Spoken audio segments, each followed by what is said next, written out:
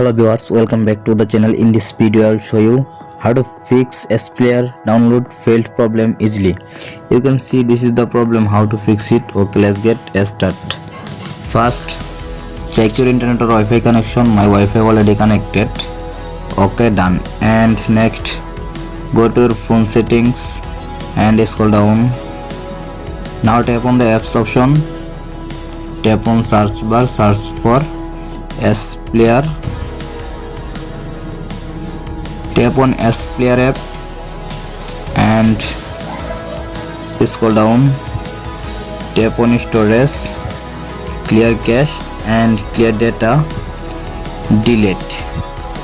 Okay, go back and now tap on the permission app and first to last allow all permission. First, notifications, turn on notification.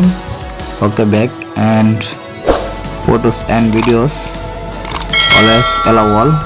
Okay, back to home screen and now restart your phone and reopen it again your phone.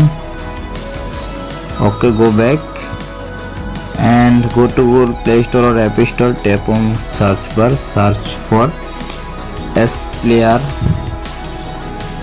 Tap on SPlayer and check update your SPlayer app. My SPlayer app already updated to the latest version.